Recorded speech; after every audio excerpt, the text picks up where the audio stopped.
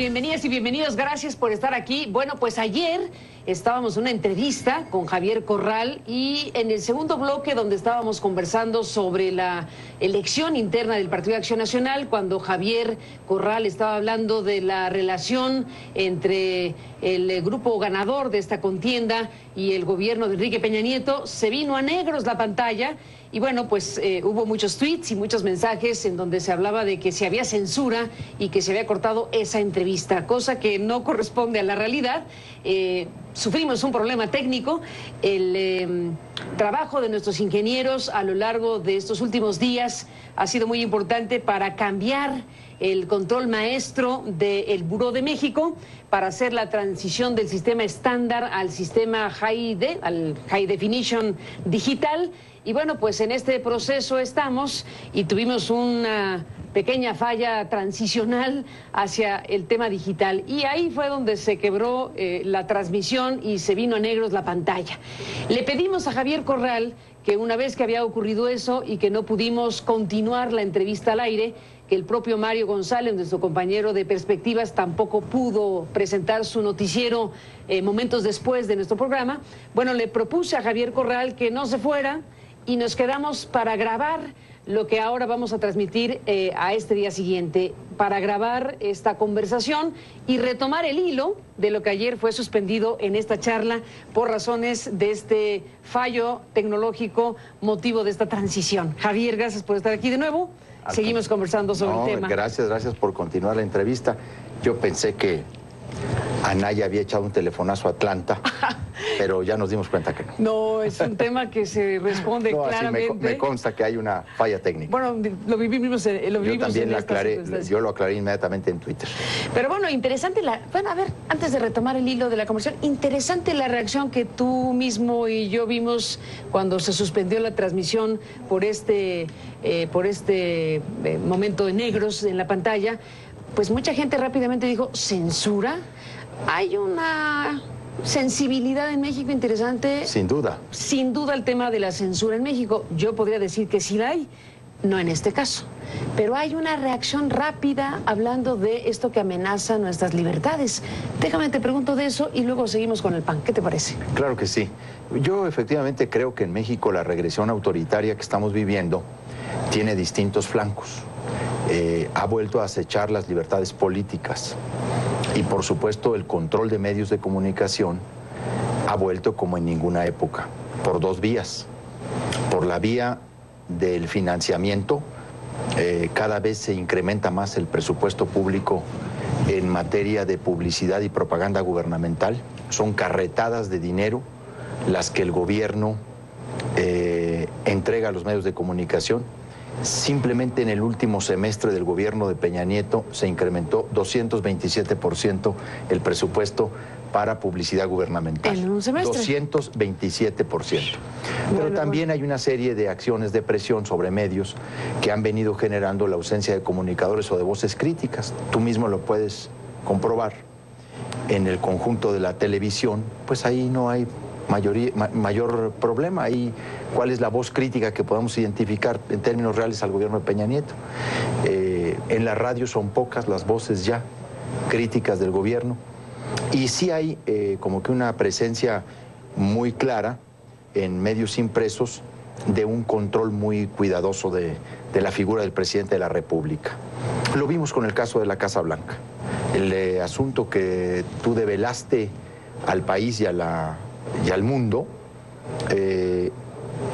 como asuntos como ese, el conjunto de los medios los sofoca o los olvida o no les hace segunda, como se dice.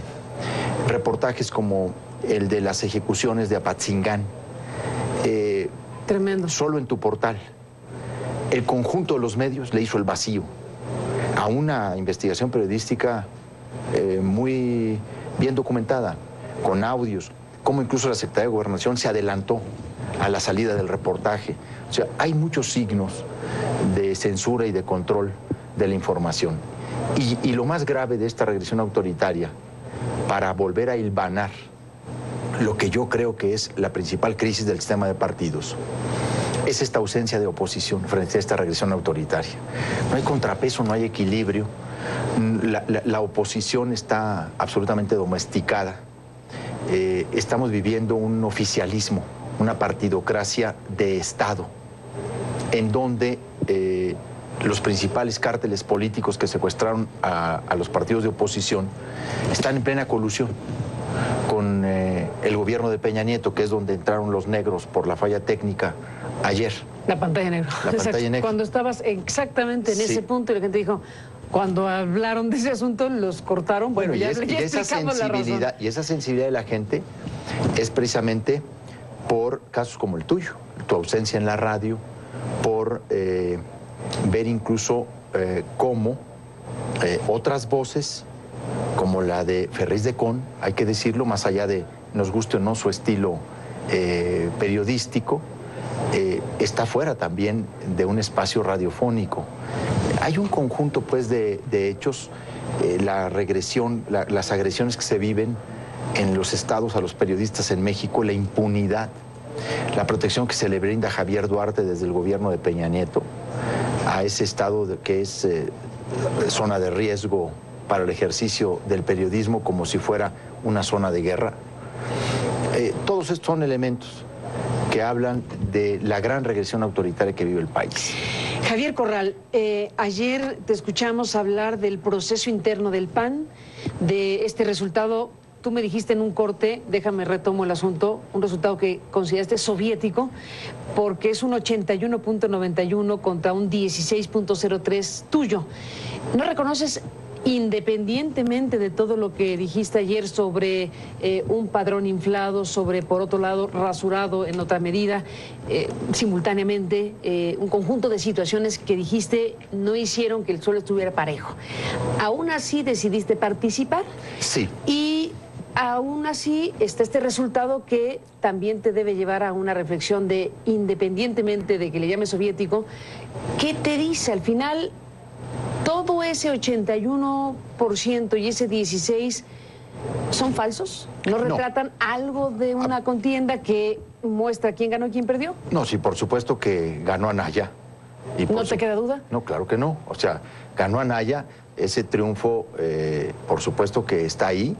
Y he señalado que en mi caso es un resultado muy adverso. Siempre pensé, Carmen, que estaba cuesta arriba, y lo dije abiertamente cuando postulé mi candidatura. Estaba muy difícil, yo sabía lo que me enfrentaba, tenían meses trabajando, pero sentí el deber de hacerlo. ¿Por qué entrar en una situación descrita por ti tan dispareja? ¿Como para qué competir con amplio margen de desventaja? Porque era fundamental. ¿Con ganas de perder? No, yo, a ver, sinceramente, sí llegué a apostar a que podría mover la vibra. De las bases. De las bases. ¿Y dónde están las bases del PAN? Mira, están muy desanimadas, están muy alejadas. ¿No oyeron tu llamado? Tuve poco tiempo. Efectivamente no pude llegar con el mensaje a todo el panismo del país. Tuve una campaña de 30 días. Tenían mucha prisa por empezar, limitaron un solo debate y tenían prisa por terminar. La anterior contienda entre Cordero y Madero fue de 60 días. A nosotros dieron 30, ni siquiera un día por estado. Estuve en una campaña contracorriente a contrarreloj. Y realmente no pude llegar a toda la base del partido. Incluso me boicoteaban muchos eventos, quiero decirte. Incluso me negaron la entrada a algunos comités municipales del partido en el país, porque no querían ni siquiera que le hablara a la base del partido. Obviamente, debo decirte, sí esperaba una mejor respuesta entre eso que yo he llamado la reserva moral del PAN. Esperaba, por supuesto, mover a un conjunto mayor de panistas, pero hay mucha gente que ha perdido la fe en la lucha, e incluso en la democracia misma, que están muy alejados. También hay muchos compañeros del partido que están fuera del padrón, y los encontré en todo mi recorrido, quejas cotidianas sobre me sacaron del padrón, me borraron, me rasuraron. Sin embargo, sentí el deber de hacerlo, de orear el debate, de mover la conciencia del partido. No, estoy muy orgulloso, estoy muy satisfecho de la batalla que di. Es que es muy rudo el resultado, dirán muchos, pues, ¿no? Pero fíjate que ¿no? Con todo y lo que significa el 81%, o súbanle o quítenle, pónganle más, lo que yo te dije es cierto, este es un resultado soviético. O sea, esto es lo que hizo el Partido Verde Ecologista allá en Chamula, en el estado de Chiapas.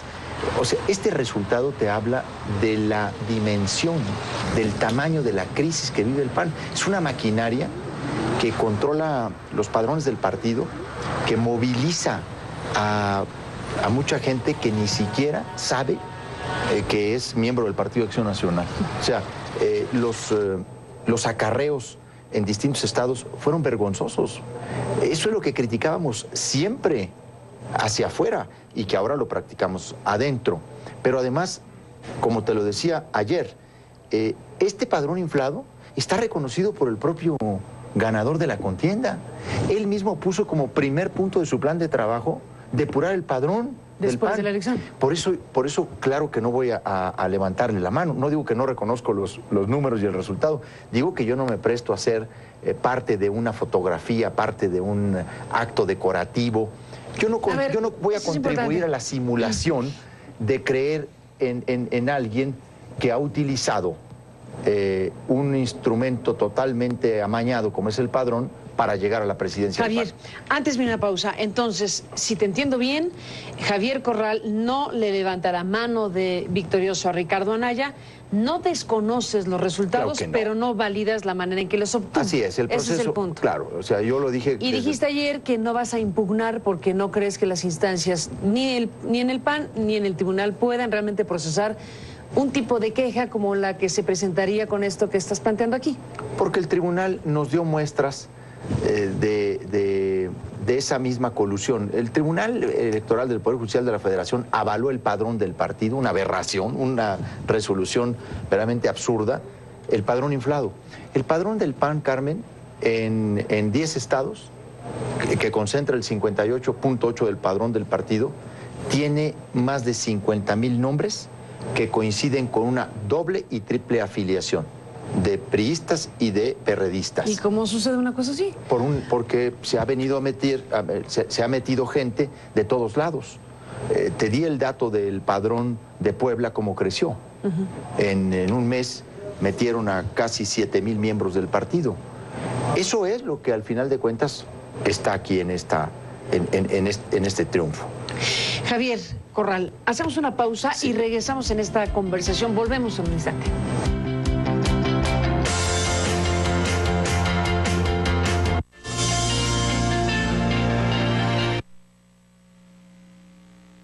Bueno, Javier Corral, regresamos en esta conversación al aire, retomando la charla de ayer que se interrumpió, como ya narramos, por esta falla transicional.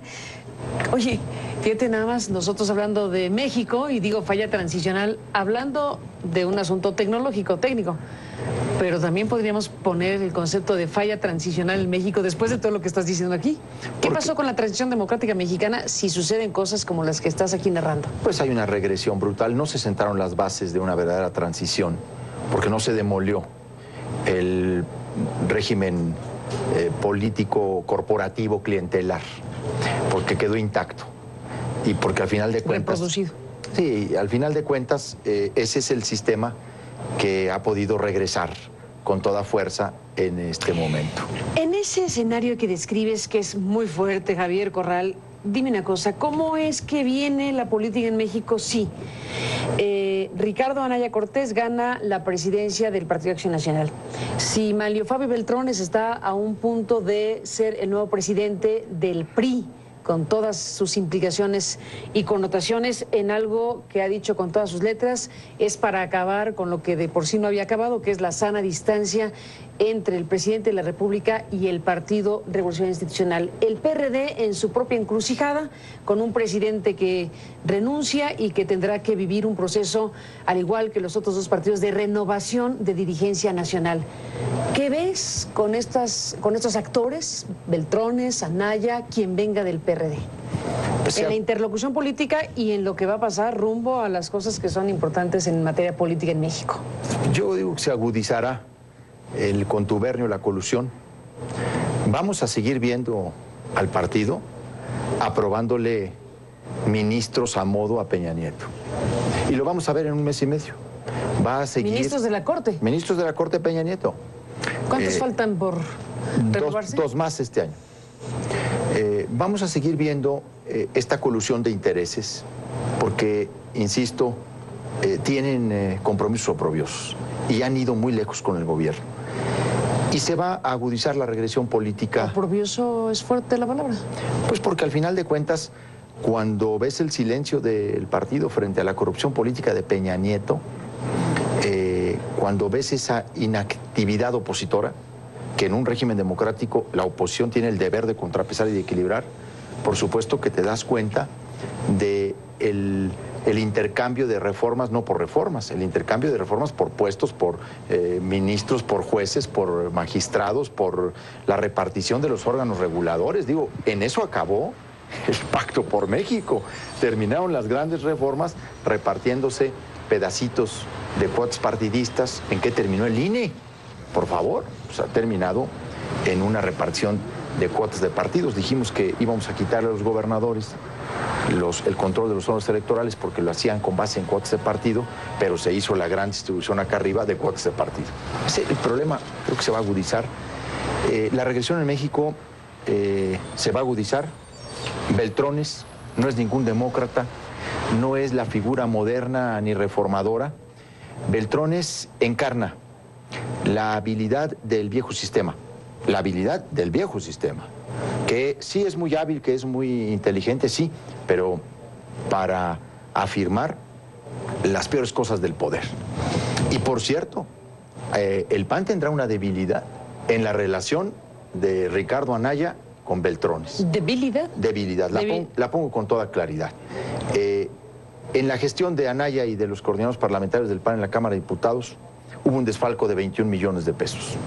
¿Desfalco? Un desfalco que lograron superar con una partida adicional que en la Junta de Coordinación Política les autorizó Manlio Fabio Beltrones. Repusieron el desfalco porque les adicionaron 10 millones de pesos. Les dieron 30 millones de pesos para que les cuadraran las cuentas. Lo pidieron a través del que hoy va a ser el secretario general de Anaya, Damián Cepeda, que era el secretario de la Comisión de Hacienda en la Cámara de Diputados, para que les saldaran las cuentas a estos muchachos en la Cámara de los Diputados. Esa es la información que tiene Beltrones, de Anaya y de Cepeda. El problema es más complicado de lo que creemos. Estamos en una relación que puede ser de mucha debilidad del nuevo presidente del partido con el nuevo presidente del PRI, que sabe que como los muchachos tuvieron un problema de desfalco en el grupo parlamentario todavía no aclarado, pero que obviamente pensamos que exigírselo a Anaya que lo aclare, les dieron una partida adicional para que salieran al paso. Ese es el problema mayor que vive el país, la corrupción política que circunda a los partidos políticos. Por eso la crisis de los partidos llama a todos a entrar a buscar el rescate, la recuperación de nuestras instituciones políticas. Yo intenté, lo hice, no obtuve la respuesta que esperaba, el eco esperado, pero ha surgido un movimiento muy importante en el PAN, no tengas la menor duda. Te estoy escuchando y recuerdo lo que escribió un panista muy crítico tuyo, que es Germán Martínez Cázares, en donde dijo que tú, que siempre habías criticado seriamente al Yunque, por ejemplo, que es esta organización muy singular que se identifica históricamente como la ultraderecha dentro del PAN, que tenías a dos del Yunque en tu equipo. Después de la pausa nos cuentas. Sí, cómo no. Entre otras cosas. Volvemos.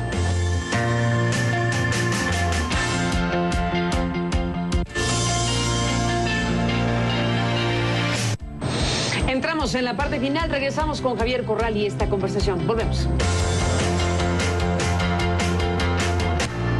Bueno, entramos en la parte final. Javier Corral, bueno, nos quedamos en el punto donde a raíz de la conversación surgió mi comentario y pregunta respecto a críticas que se te hicieron en el camino, por ejemplo, de Germán Martínez Cázares, un expresidente del PAN, que en un artículo en Reforma hizo señalamientos, por ejemplo, respecto a tus críticas históricas sobre el Yunque, por ejemplo, y cómo habías incorporado a tu propia planilla a dos figuras relacionadas con este llamado Yunque. ¿Qué dices a esas críticas que se dieron también en el proceso? Yo invité a personajes de intransitable honestidad personal a formar parte de mi planilla por el conocimiento personal y directo que tengo de ellos en su actuación tanto en el partido como en el servicio público. No invité a representantes de ninguna corriente o grupo o facción. En mi planilla no hubo cuotas de nada. Busqué perfiles en donde estuvieran de personas que supiera realmente por el trato personal y directo que eran gente intachable, honestas, que como servidores públicos pasaron la prueba de fuego, que es el honesto calado, ¿no? El que pasa por el ejercicio del poder público. Y realmente se habla en este caso de José Luis Luege, que en realidad yo con José Luis lo tengo como un personaje de una conducta íntegra, y eso fue lo que fui a hacer. No fui a hablar con grupos, yo no hice lo que hizo sí Germán, que pactó con un grupo como tal del Yunque. ¿Pero Luege es del Yunque? Bueno, es que es lo que deriva Martínez de Luege. Eso es lo que se dice de él. Yo no tengo conocimiento de que Luege haya sido, o sea, del Yunque. Lo que te digo es que eso es lo que se dice. De los demás, pues claro que no hay mayor señalamiento.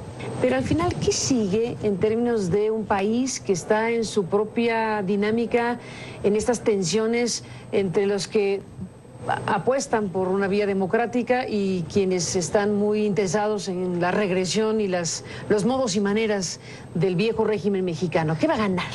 Tenemos que obligar a Anaya a que firme los compromisos del grupo Más PAN. No solamente se trata de las declaraciones 3 de 3. Hay un conjunto de compromisos que el grupo Más PAN nos invitó a suscribir a ambos candidatos.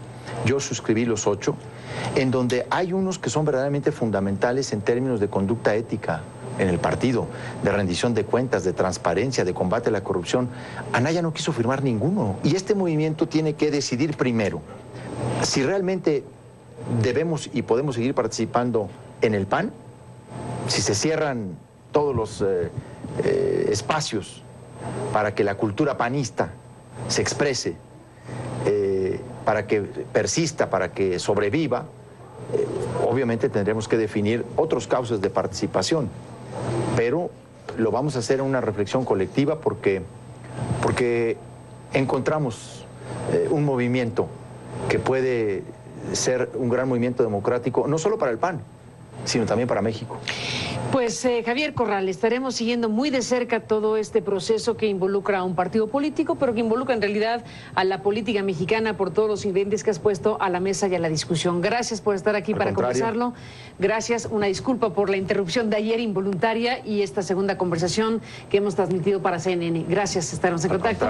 Y a usted gracias que nos permitió acompañarle. Pásela bien, buenas noches, hasta mañana.